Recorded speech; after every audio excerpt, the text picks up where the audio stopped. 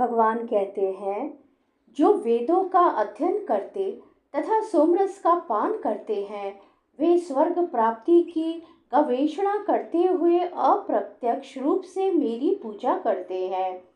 वे पाप कर्मों से शुद्ध होकर इंद्र के पवित्र स्वर्गिक धाम में जन्म लेते हैं, जहाँ वे देवताओं का सा आनंद भोगते हैं। त्रैविद्या शब्द 3 वेदों साम, यजु तथा ऋग्वेद का सूचक है। जिस ब्राह्मण ने इन तीनों वेदों का अध्ययन किया है वह त्रिवेदी कहलाता है। जो इन तीनों वेदों से प्राप्त ज्ञान के प्रति आसक्त रहता है उसका समाज में आदर होता है। दुर्भाग्यवश वेदों के ऐसे अनेक पंडित हैं जो उनके अध्ययन के चरम लक्ष्य को नहीं समझते।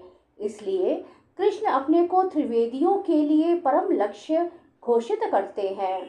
वास्तविक त्रिवेदी भगवान के चरण कमलों की शरण ग्रहण करते हैं और भगवान को प्रसन्न करने के लिए उनकी शुद्ध भक्ति करते हैं। भक्ति का सूत्रपात हरे कृष्ण मंत्र के कीर्तन तथा साथ साथ कृष्ण को वास्तव में समझने के प्रयास से होता है। दुर्भाग्यवश जो लोग वेदों के नाम मात्र के छात्र हैं, वे इंद्र तथा चंद्र जैसे विभिन्न देवों को आहुति प्रदान करने में रुचि लेते हैं। ऐसे प्रयत्न से विभिन्न देवों के उपासक निश्चित रूप से प्रकृति के निम्न गुणों के कल्मश से शुद्ध हो जाते हैं। फलस्वरूप वे उच्चतर लोकों तथा महरलोक, जनलोक, तपलोक आदि को प्राप्त होते हैं। श्री भगवान कहते हैं, इस प्रकार जब वे उपासक विस्तृत स्वर्गिक इंद्रिय सुख को भोग लेते हैं और उनके पुण्य कर्मों के फल क्षीण हो जाते हैं, तो वे स्मृति लोक में पुनः लौट आते हैं। इस प्रकार जो तीनों वेदों के सिद्धांतों में दृढ़ रहकर इंद्रिय सुख की गवेषणा करते हैं, उन्हें जन्म मृत्यु का चक्र ही मिल पाता है। जो स्वर्ग लोक प्राप्त करता है उसे दीर्घ जीवन तथा विषय सुख की श्रेष्ठ सुविधाएं प्राप्त होती हैं, तो भी उसे वहां सदा नहीं रहने दिया जाता। पुण्य कर्मों के फलों के क्षीण होने पर उसे पुनः इस पृथ्वी पर भेज दिया जाता है। जिसने पूर्ण ज्ञान प्राप्त नहीं किया या जो समस्त कारणों के कारण कृष्ण को नहीं समझता, वह जीवन के चरम लक्ष्य को प्राप्त नहीं कर पाता। वह बारंबार स्वर्ग को तथा फिर पृथ्वी लोक को आता जाता रहता है, मानो वह किसी चक्र पर स्थित हो जो कभी ऊपर जाता है और कभी नीचे आता है। सारांश यह है कि वह वैकुंठ लोक न जाकर स्वर्ग तथा मृत्यु लोक के बीच जन्म मृत्यु चक्र में घूमता रहता है।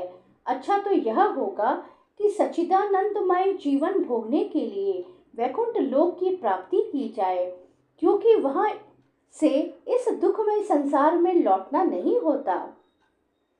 श्री भगवान कहते हैं, किंतु जो लोग अनन्य भाव से मेरे दिव्य स्वरूप का ध्यान करते हुए निरंतर मेरी पूजा करते हैं, उनकी जो आवश्यकताएं होती हैं उन्हें मैं पूरा करता हूँ और जो कुछ उनके पास है उसकी रक्षा करता हूँ। जो एक क्षण भी कृष्ण भावनामृत के बिना नहीं रह सकता, वह 24 घंटे कृष्ण का चिंतन करता है और श्रवण, कीर्तन, स्मरण, पाद सेवन, वंदन, अर्चन, दास्य, सख्य भाव तथा आत्म निवेदन के द्वारा भगवान के चरण कमलों की सेवा में व्यस्त रहता है।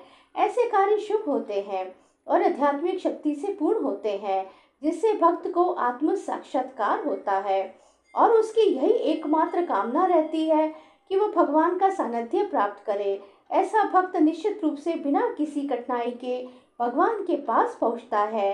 यह योग कहलाता है। ऐसा भक्त भगवत कृपा से इस संसार में पुनः नहीं आता। क्षेम का अर्थ है भगवान द्वारा कृपामय संरक्षण।